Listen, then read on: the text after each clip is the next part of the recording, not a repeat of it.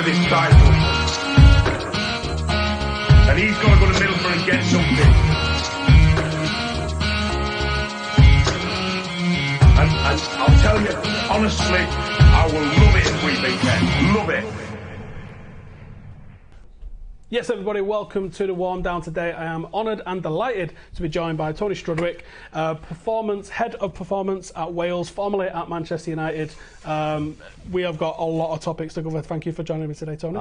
Delighted to get on. Thanks very much for hosting me. Right, so we are going to be doing a Q&A later on, so make sure to stick around for that and get some of your good questions in as well. If you've got a really long question, don't worry that it's going to get lost in the comments. We've got some of the lads here behind the scenes that are going to pick out the really good questions that you've got for Tony. But we're going to start with Tony. How the hell did you get a job at Manchester United? I think for me it was about luck. I got a call.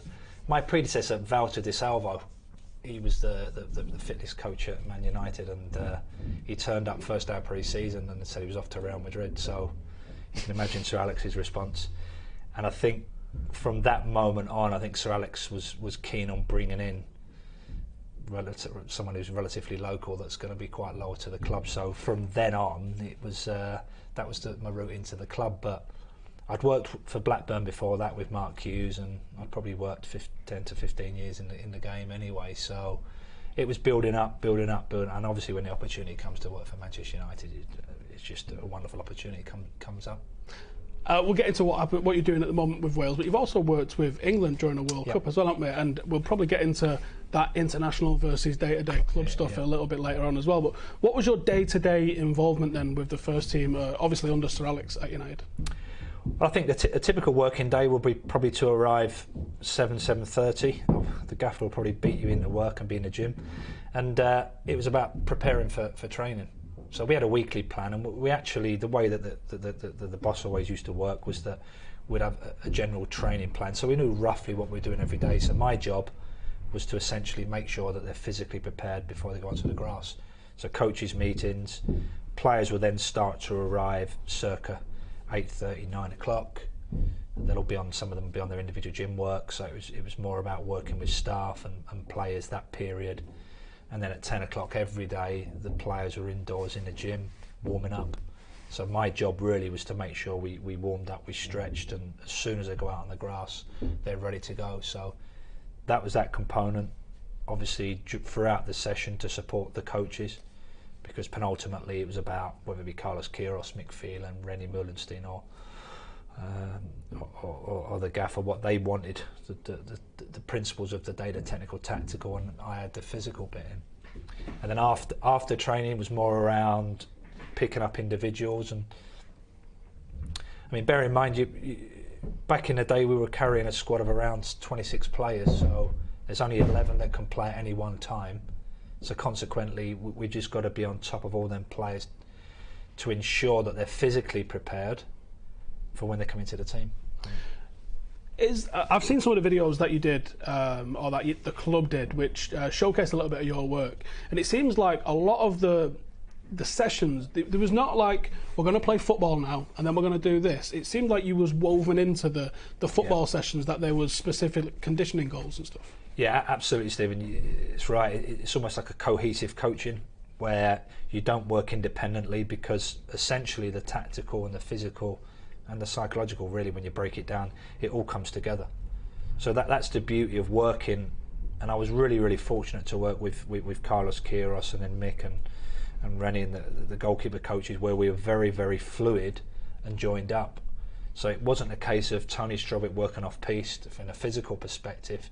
It was me working alongside the coaches and embedding my work into what they did.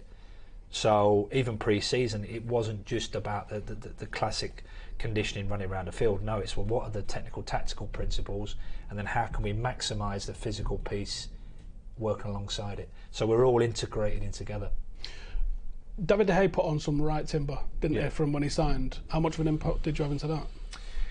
Well, I mean, I think I can't take all the credit for that one, but Eric still did a great job. I mean, Eric still tracked David De Gea for some time. He went to watch him at Atletico Madrid, and there's an excellent podcast actually with I think Andy Mitten does with Eric Steele, where he talks about how many times he'd been and then trying to convince Sir Alex that this was the player to sign. He was obviously right.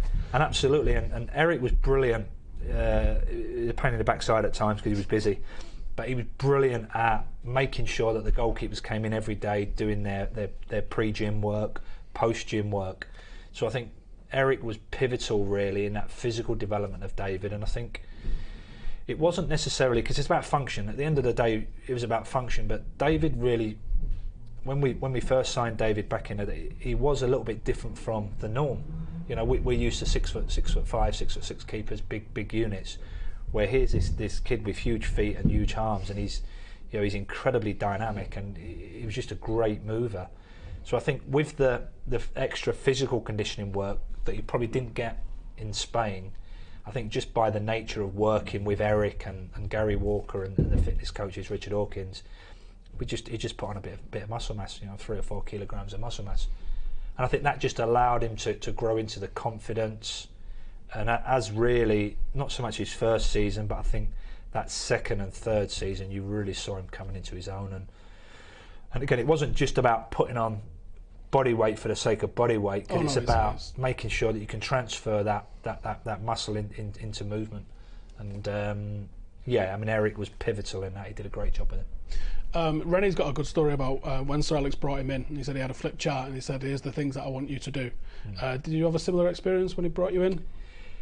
Yeah, I mean, I think the great thing about working with Sir Alex was that he just had an amazing level of trust in his employees. So he brought you in, and it's almost like my first day at the job. I knocked up early, and there was no one around, only the gaffer, and went in. Right, what do you want? He said, right, X, Y, and Z. This is what I want you to do, and I want you to make sure that they're physically ready, and come what the back end, the business end of the season, make sure that we can kick on in March, April, because that really is the most important period of the season.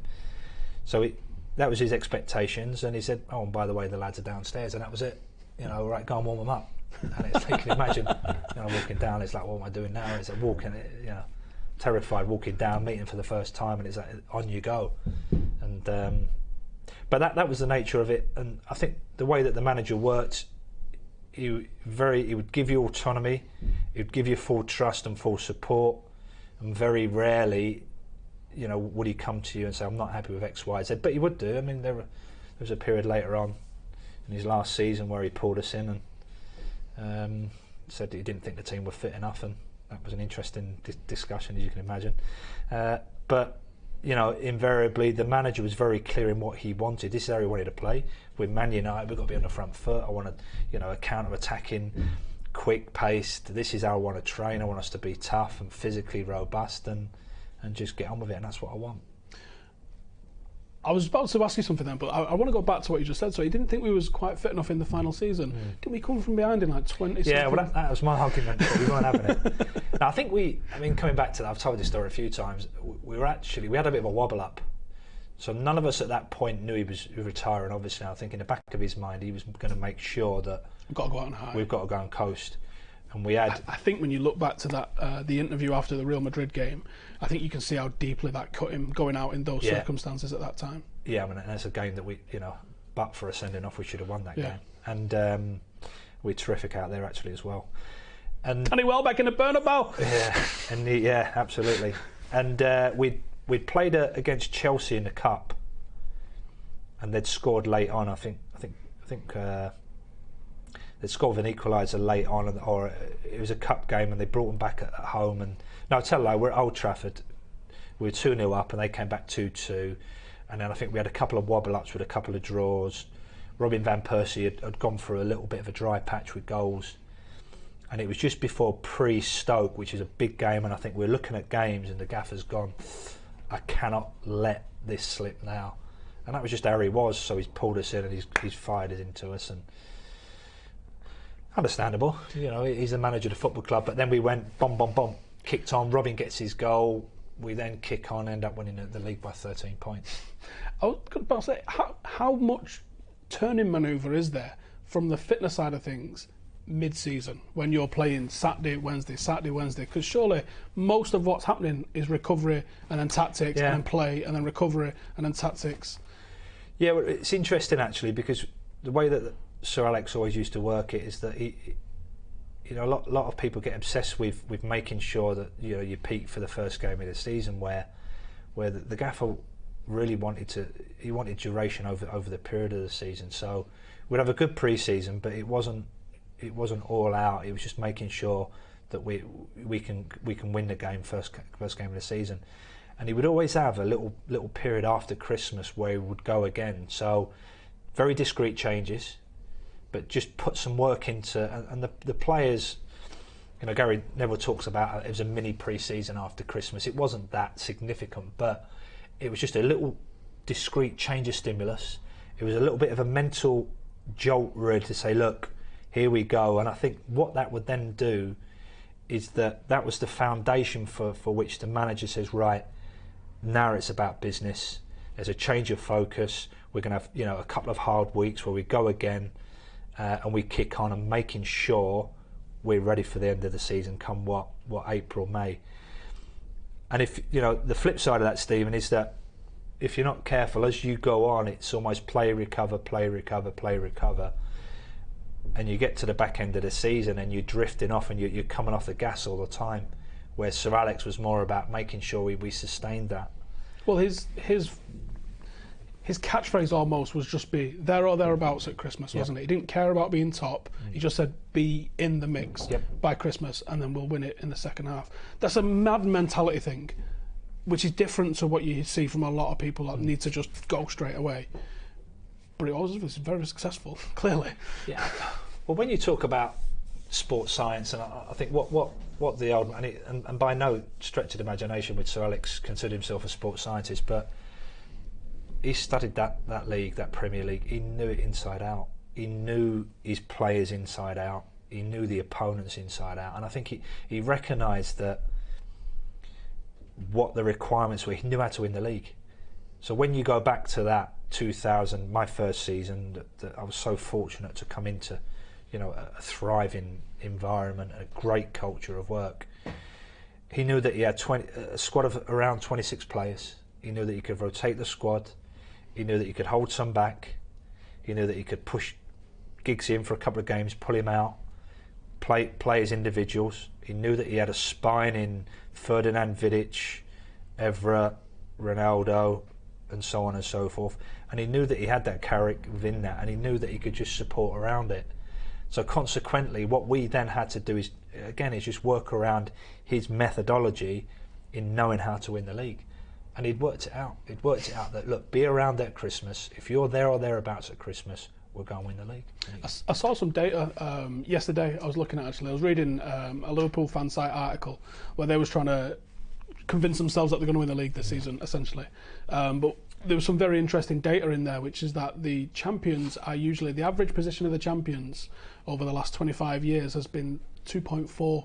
So they've been between second and third generally, the people who end up going and winning the league. So I think Fergie that might be because it was always United, or there's a large portion of that is United. But I think that Fergie was clearly ahead of something on there, wasn't it? And I think he was. And you go back to his last season, and I said it sort of when we were off screen earlier. I think he averaged rotationally. He averaged, five changes per game over the season. Now it wasn't always Premier League game to Premier League game, but so consequently, he was well ahead of his time in the sense that he understood rotation, and he understood, because that was his mantra. Manchester United, it's about creating legacy, sustained winning. Now, when we went into the league into the season every year, we have to, as Manchester United, challenge on all four fronts. We have to be in a position to challenge for the European Cup, the league obviously, and then the League Cup and the FA Cup. Now that was his remit. Right, what are we going to do? And consequently, within that, he's also wanting to build a legacy in homegrown players. So we'd always have a splattering of homegrown players on pre-season tour and throughout the season, that year, that he'd pull into the League Cup and so on and so forth. So not only we had to be prepared to win the league every year and challenge on all four fronts.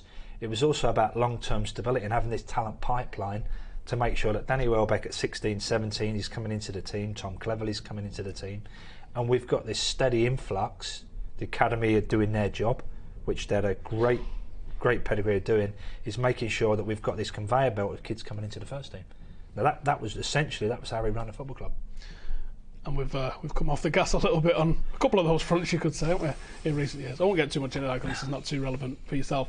Let's talk about how good that 2008 side was then, because for me, when you take into account, you can look at the individual achievements of certain teams in certain Premier League seasons. This Manchester City team, 100 points is phenomenal. Yep. You've got to hold your hands up and say that's incredible. But I think what that 2008 side had over, firstly, this City team, the Arsenal team, and even the treble-winning side, is that they dominated English football and Europe at a time that English football dominated Europe. Yeah. So the English league was way higher than it is now. And I think that winning back-to-back titles, 3 in a row, as well as winning a Champions League in the middle of all of that lot, that has to go down. That 2008 side has got, for me, the Premier League era at least, the best Premier League era side. What's your thoughts? Well, I'd be biased. I mean, I'll start with the Man City one. Take tactics out of it and what it looks like. I think Pep Guardiola's City have a very kind of similar outlook to Sir Alex Ferguson's Man United, in that they can outplay you, they can outfight you, and they can outwork you. And I think going back to it, in a time where the Premier League was incredibly competitive, when I first started, throughout that 05, 06, 07, Chelsea were incredibly strong. Arsenal was in a European Cup final, Liverpool were in European Cup final. Arsenal, Liverpool, you had 3 teams there that were very, very good, and then you had, below that, you had your Blackburns and your Boltons. It was never an easy game, so that we would have 38 league games a year, but every single game was tough, and then consequently you then had to get the European experience in, and we'd go and you had a team that was playing, and when you go back, and we'll come on to talk about Cristiano Ronaldo, that he could knock out 50, 60 games a year. Now that's averaging a game every 4.5 days, Stephen, and to do that, you've got to be a very, very special human being and a very special athlete to be able to do that. So looking back to it, that team that we came into, I think the previous 06, 07 team was great, and Ronaldo, he scores the goal at Fulham, and they were brilliant, and we had a great summer. We brought in Owen Hargreaves, a young Nani, a young Anderson, and Carlos Tevez. And that was the brilliance of the manager, because he's gone, well, okay, when I'm on top of my game, I'm going to change my game. So he went and boom, at the time, four terrific signings that we bring into the team, with a mix of youth, experience, pace and power, and so on. So you're adding 4 very good players at the time, 2 outstanding players in Hargreaves and Tevez, into a team that's very successful. And then behind that, you have a number of players that have been in the system for so many years. You have a Giggs, a Neville, a Scholes, you have a Fletcher, a O'Shea, a Wes Brown, who was, come back to Wes Brown, was outstanding in that 2007-8 season. He had an incredible season. We'll talk about that later. So now you've probably got 2 top-class players in each position, with a splatterings of your Ji-Sung Parks, with the energy and a desire. So we had everything. So you could, coming back to it, you could outfight, you could outplay, and you could outwork all the teams.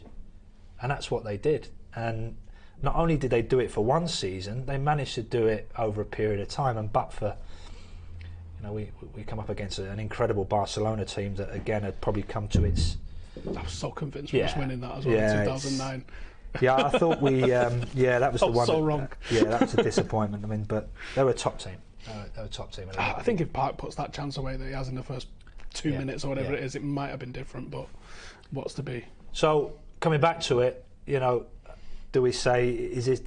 I'm going to be biased and say I just think that team had everything that had in it. When you talk about a toolkit to win the league and go on, it had everything, and it had beyond that, it had an incredible culture. Great lads, work hard, come in, enjoy their work. Couldn't get them off the training field. That was the hard bit. Not overworking. It was them overworking themselves. I had to fight with them every day to get them off the pitch.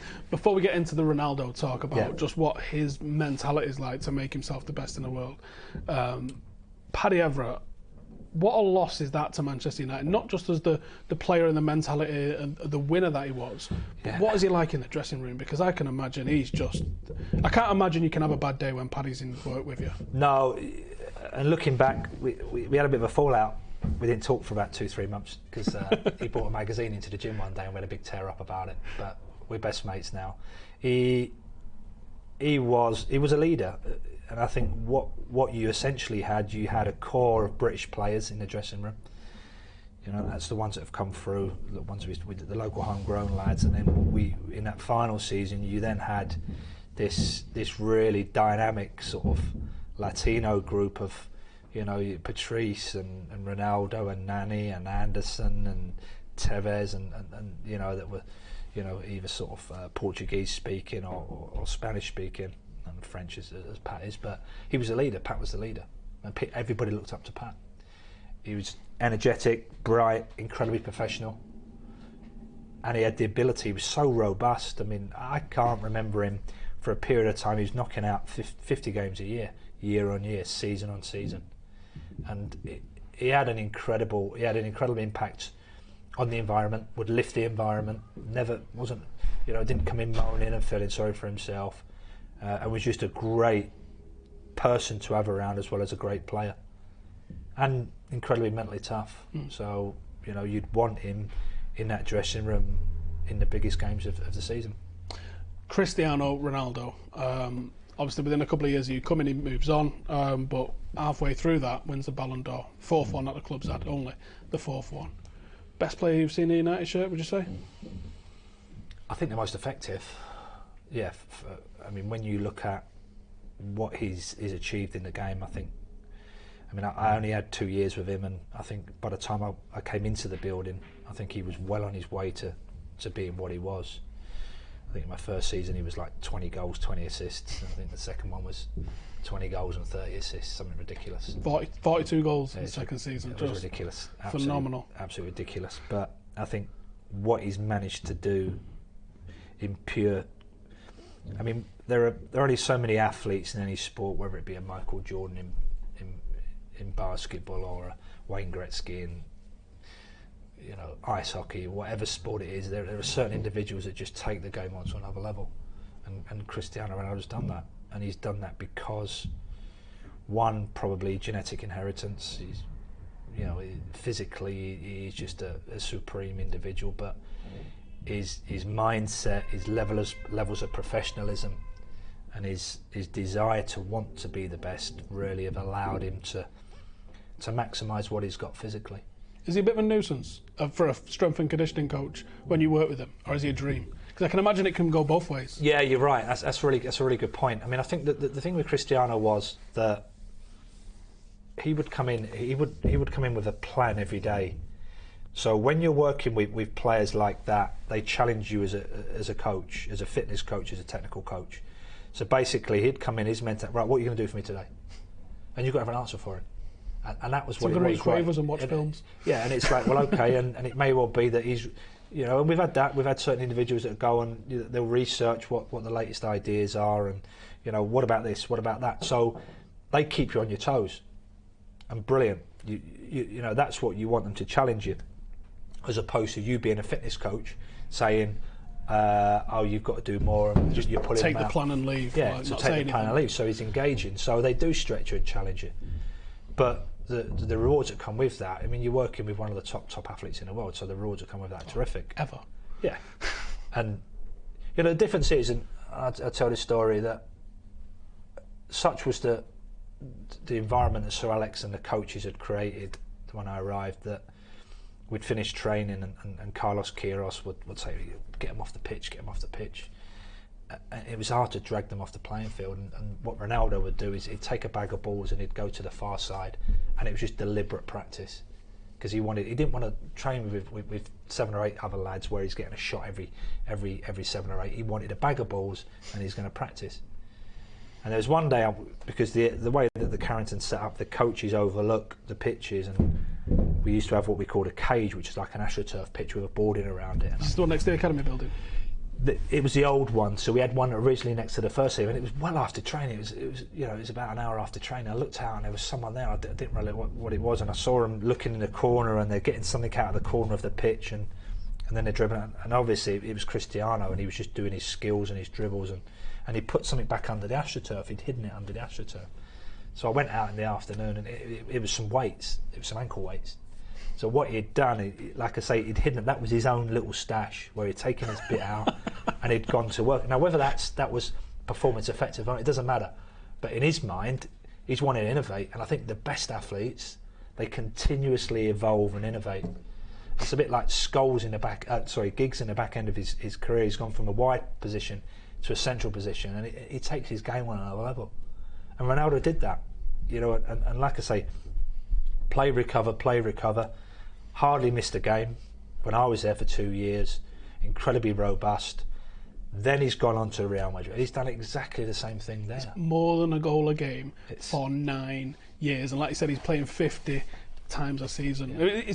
I think it's 458 in like 440 something bananas like that. His record is unbelievable. If he goes now and wins the Champions League with Juventus, that means he's done it with United, he's done it with Real Madrid several times, and then he can do it in Italy as well. Oh, it's terrific. Can there even be an argument that he's the greatest of all time? No, not really. I mean, I think and it's been great for us. You know, we're biased, and Sir Alex, I think, if you ask Sir Alex who's better, Messi or Ronaldo, I think he'd always be biased and say Ronaldo because he feels that perhaps, I mean, I love Messi, don't get me wrong, but I think when you look at Ronaldo, may be more adaptable to go and play. I mean, to play in the Premier League, and it's the most physically demanding league in the world, bar none. It sounds like United beat that into him. Like, Rio's got some good stories about the way he was diving when he first come, and they was just like, we're not having that, mate. And they just lifted him in training, which I love. And do you know what? But I think that's what, I mean, coming into it, and Michael Carrick always said that, I mean, bear in mind, we'd dominate teams on a Saturday. We'd knock out 4 goals against a Wigan or a Middlesbrough, and you knew that you were going to win because they were so good, that team. But Michael Carrick always used to say that, you know, that Friday session we'd play a 14-minute game, 16-minute game the day before a game, and Michael Carrick used to say that was the hardest point of the week. And I think what you had, and that's why all them players, you had Scholes, Giggs, Ronaldo, Tevez, Owen Hargreaves, Rio, Vidic, and you've got Ronaldo against the 2 best centre-halves arguably in Europe in Vidic and Ferdinand. That's in training. Now, we didn't train for long. We didn't have to train for long because we wanted to keep them fresh for the game. But such was the level of the rest of the... Iron sharpens iron. Yeah, absolutely. And then you've got your scatterings of, your Jason Parks and your Fletchers and your John O'Shea's where, I mean, training was... It was full on. It was intense. You got a young Rooney in there, and it was just such a level. It was just, to be fair, it was incredible just to be a part of that group.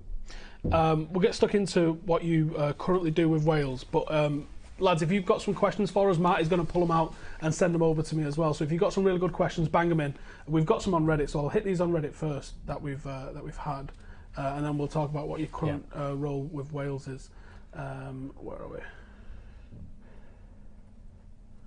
So on Reddit we've had a few questions.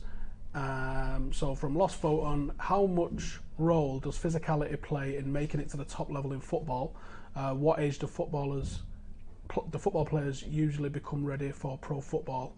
And there's a little bit of an extra on it there as well. But how much of a role does physicality play, would you say? Because obviously that's the major difference between Messi and Ronaldo, really. Yeah, I mean, I think you've got 2 different competing things. I mean, coming back to it, over the last 10 years or so, 10, 15 years, there's been a 25% increase in high intensity distance covered in a game. So the game's getting quicker, we know that.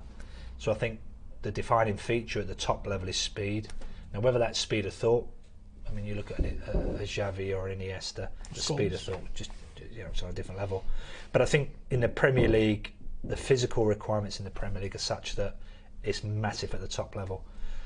Now, the second part of that question, when are they ready? I mean, essentially, when you look back at the top ones that have come through the system, Giggs, Rooney, and so, most of them are there or thereabouts at 18, 19. So that readiness, all right, they're not going to knock out 40 games for you, but the readiness to play is there around 18, 19. And I think there's a fair bit of research going on now that the top Champions League players in the current squads are in and around, they're making their senior debuts around 18. Have you read a book called The Sports Gene? Yeah. Is that one with a study from Groningen in it? the Dutch study for players that are running 40-yard dashes in 4 point something or other or lower. The chances of them making it are like 80% versus if they're 4.3. Yeah, I mean, there'll always be exceptions to the rule. So we see that. I mean, and again, when you go back to the evolution of Premier League, when Arsene Wenger first came over, and all of a sudden he had Vieira and he had Henry and Petit, and he had these incredibly quick, strong French players. And everybody at the time, 20, 25, 20, 30 years ago, was saying, right, this is the future of football. It's big, it's strong, it's quick. And I think that really that had a knock-on effect a little bit in the Premier League. But I think what you've seen with Man City last year, to a degree, and what you saw with the great Barcelona team, is that there is a different philosophy. It's more of a collective, high-pressing game where there's a distribution of workload, but it's about young, dynamic players. So that there are differences there in terms of philosophy. But I mean, I think that it's interesting, really, where the game's going in the next 10, 15 years. One thing's for sure, Stephen, it's still going to continue to get quicker. There's going to be more of an individual perspective on it, personality, and it's going to grow and evolve. And I think you're going to also need to be a thinking player as well as just a pure athlete. There's a player at the club at the moment. This might be a bit too close to home for you to answer this one correctly, but I'm going to ask anyway. Angel Gomes, one of the most technically gifted footballers I've seen. Yep. Vision, intelligence, touch that you couldn't have asked God for. Yep. What's going to hold... Physicality is what everyone assumes is going to hold him back. Do you think that's the case? And do you think that we're going to see him breaking as a teenager, or like Jesse Lingard, might it be a few years? I think what's going to hold him back is having somebody who's got faith and trust in him to put him into a team to be successful. Without a doubt, he's got the ability to play in the Premier League, without a shadow of a doubt. Well, we see him, he's probably the most fouled under 18 player I've ever seen, which is an asset. Yeah. Because you can get him in and around the D, you're going to drop him, and now he's going to put a free kick away. Yeah. Like that's a legitimate tactic United could utilise. Yeah, absolutely. And I don't think it's whatever your physical requirement, it's not one thing in particular. So, you can never look at a player and look at the physicality in isolation, because, if that was the case, then we look at a Paul Scholes. Paul Scholes was a genius.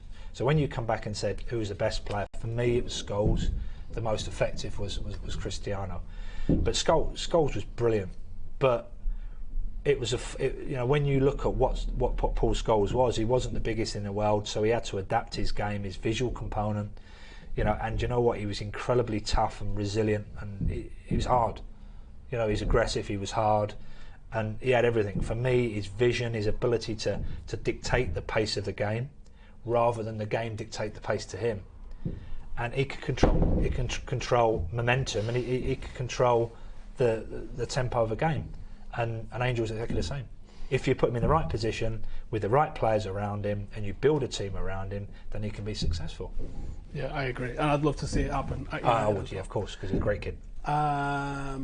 So we've had a couple of questions here that Marty's give us. How important is it that players can maintain high performance levels past 90 minutes in order to score late goals?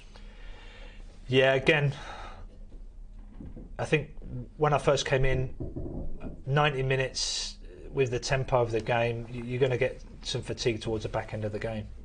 I mean, actually, when you look back at Sir Alex's teams, we scored a load of late goals, but I think that was partly psychological. It was, the manager was always he wanted to put players on the field that could score goals, so he'd put Fletcher on the pitch as a sub, take Carrick off, he'd put goals on the pitch, and he would line up really with you controlling the game for 80 minutes to get that goal late on.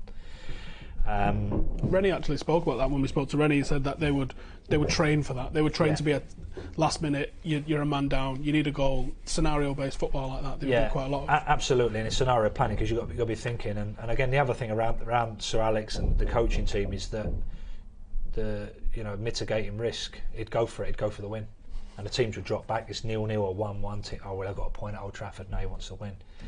I mean, to actually maintain levels over 90 minutes, so coming back to the question, to maintain is very difficult, because even during the 90 minutes you can have temporary fatigue.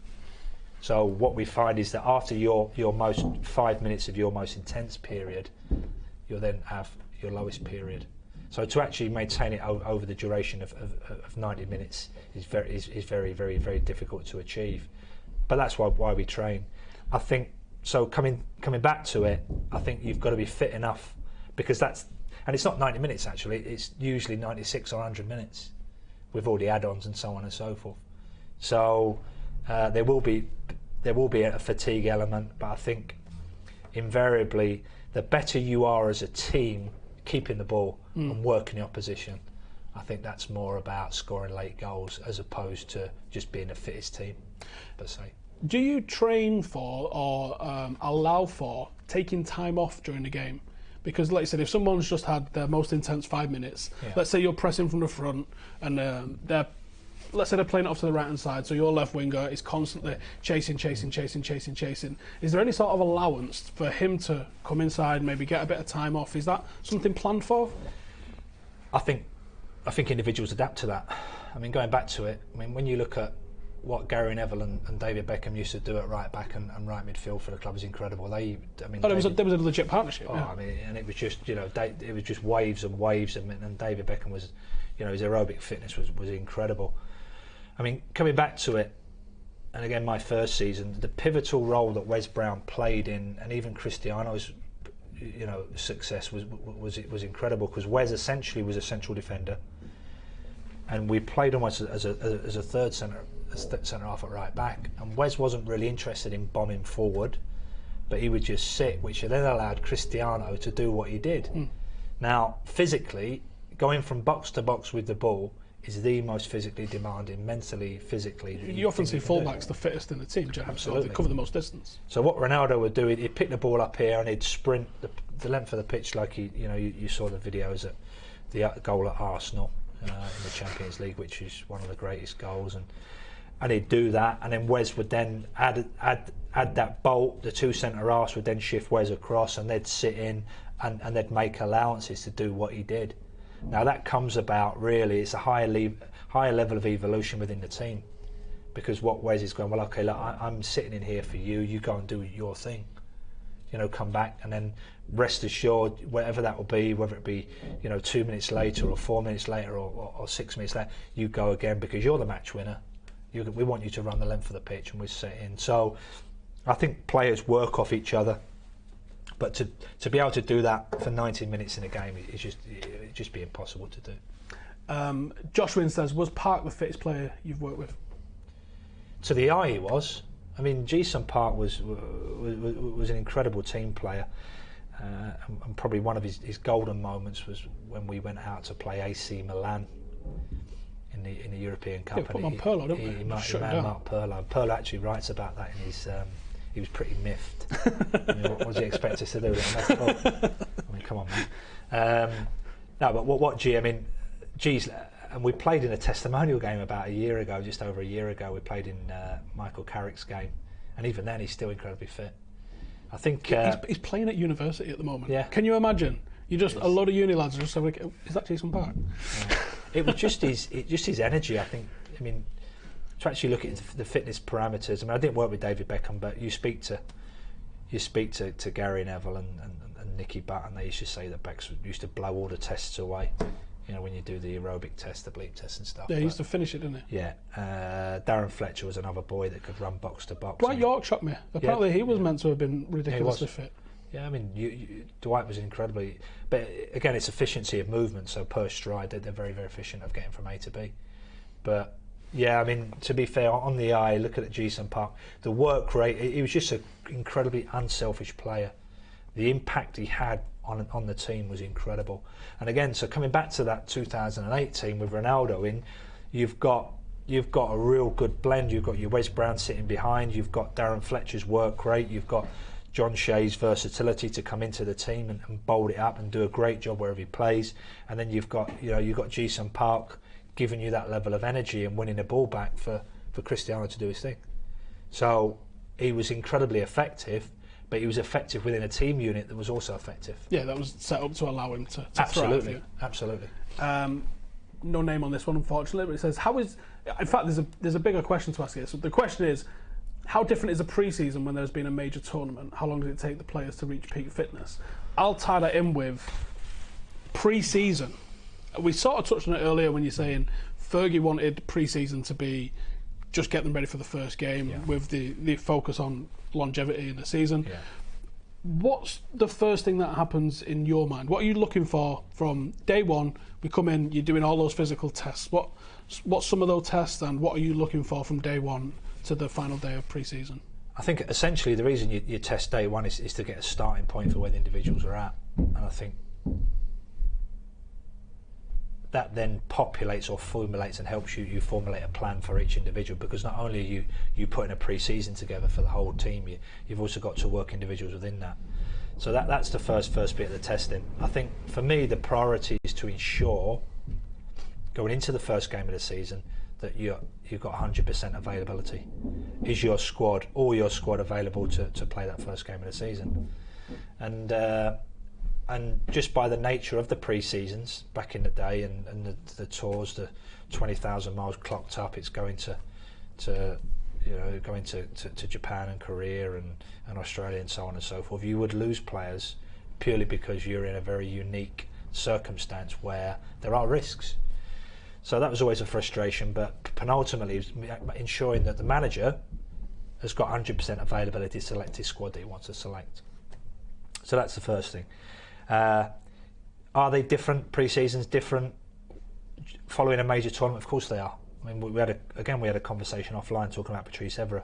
He came back, and following one major tournament, we probably had about 12, 13 days to prepare him for the start of the Premier League season. Now you have to break the rules.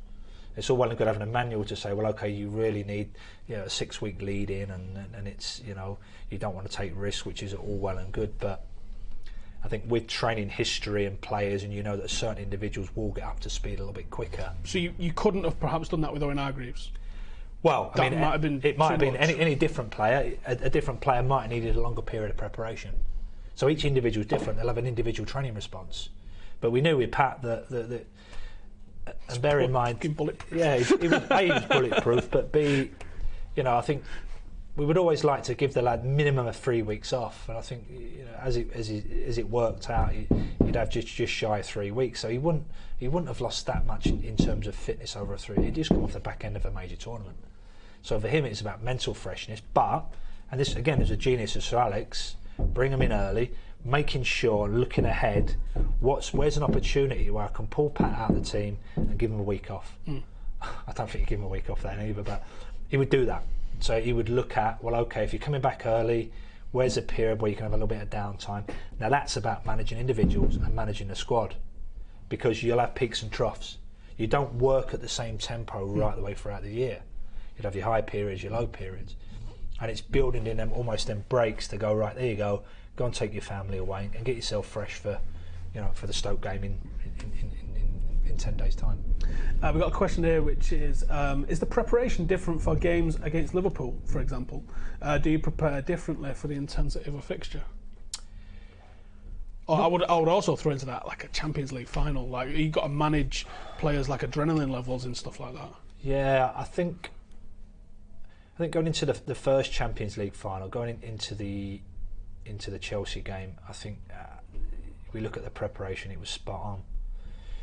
I think one of the reasons it was spot on because the back end of the season we played Chelsea away, and again it was still nip and tuck for the league, and it was never a penalty on Carrick, but it's handball. We got beat there, and I think Sir Alex made a few changes. That changed Fergie's changed a lot, because everyone had to start holding their arms behind the back after that, didn't they? I noticed that started happening. It was a tough game really, Dan. Any game at Chelsea against that good side, Chelsea back then, unbelievable side, and but we made it. Tevez didn't play that day. I think Patrice was rested that day, so he'd rested a few going into that, because it was the Chelsea game. We had a Barcelona away where Ronaldo missed the penalty, so it was 0-0, and then we had Barcelona in the second semi-final. So he was thinking ahead to Gaffer, resting a few players. So managing big games, very, very different. But I don't think you don't necessarily train harder for it, but psychologically you prepare differently, because it is business end of the season, and I think going into any Liverpool game was always yeah, there was a different feel to it, without a shadow of a doubt. Is that, think, generated from the players and the manager? Both. And the occasions, rather than, I don't think you need to go in and go, right lads, this is Liverpool. I think, is it already evident? Yeah, I mean, I think that was clearly defined by the manager. I mean, even in you know, when we felt that Liverpool weren't as strong as they had been in the past, the manager, I think, you know, and I'm not talking for the manager here, Sir Alex Ferguson, but I think the team that he would always look at was Liverpool. That was the yardstick. That was the team that he wanted to beat, because when he first came down from Scotland, that was the go-to team, and they'll always be a threat. I mean, yeah, well, obviously it's Man City at the moment that really are. Although I think this Liverpool side's about as good as it's been. I agree. I think this coming opportunity, I think if you finish above Liverpool in the league, you've got a good chance of winning the league. We've got a question here which dovetails perfectly for us into talking about what you're doing now with Sir Ryan of Giggs. Yeah. Do you think it's a coincidence that so many of Fergie's ex-players have gone on to become managers? Do you think that's his influence? Do you think he's selecting characteristics that he likes in teammates, perhaps? Yeah, I mean, and I've been fortunate enough to have worked with a lot of managers actually that have worked under Sir Alex, Gordon Strachan, Mark Hughes. So I'd worked with a few of them, and I think it's by the nature of, probably because they've been at Manchester United, they're top players anyway, and I think all of them have got a passion for the game. I mean, when you look at, Steve Bruce, you look at the number of players that had played and still call him boss.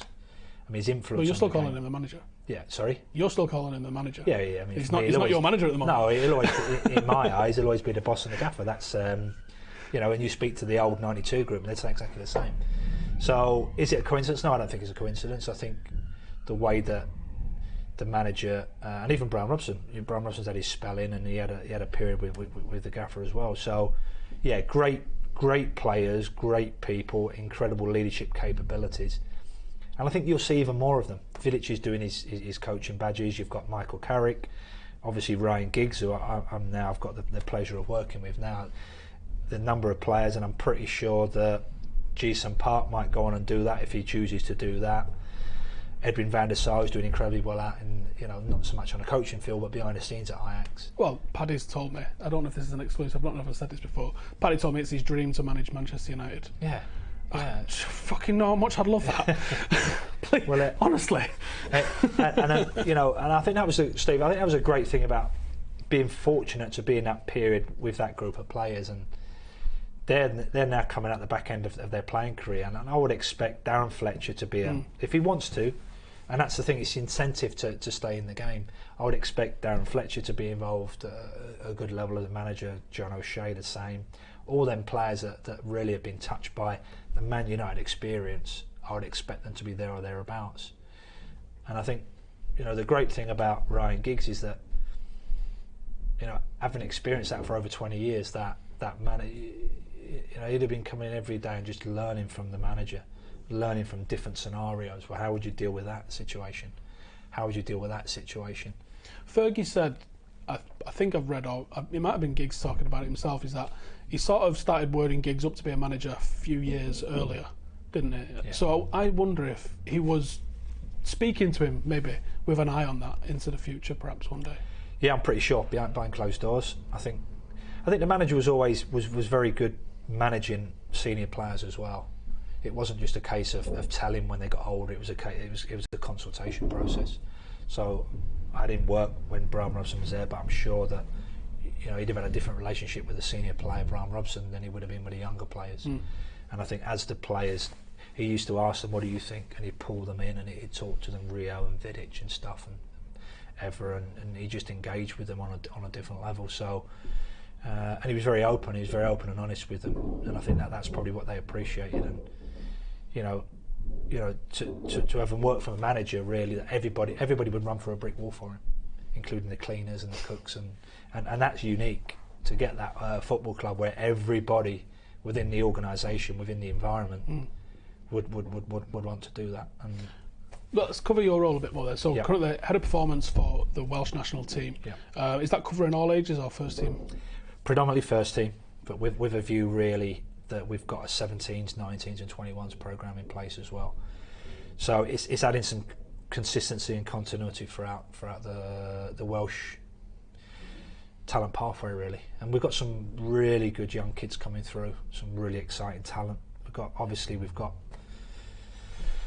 at the top end we've got Gareth Bale and Aaron Ramsey and Joe Allen, and we've got a great group of players at the top end, and we've got this young group coming through. So really it's to continue the great work that's gone on beforehand with the previous managers and continue with this legacy. So yeah, predominantly first team, managing the physical preparation and the support around making sure the environment's right, working alongside Ryan and Albert Stuyvenberg. So Ryan's brought in Albert Stuyvenberg, who we work with at Manchester United, and just making sure that we go into the games with a level of preparation that's second to none. How much more difficult is your job given the limited nature of time that you get with players? Are you in consultation with players, let's say Gareth Bale, while he's in his Madrid season? Are you still speaking to him regularly? No, my answer is no. It is difficult because essentially it's condensed into a very, very short time frame. So realistically, well, that's a challenge. That's a challenge at international level because you're reliant. And this is where you get the club versus country. Penultimately, the players belong to the clubs. We borrow them and we expect them to perform.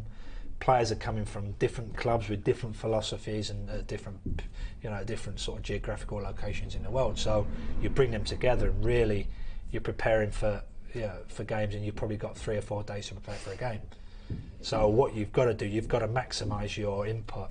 So the use of video analysis, the use of technical tactical preparation, making sure the physical preparation is aligned to the technical tactical beat, and you've really got to be sharp.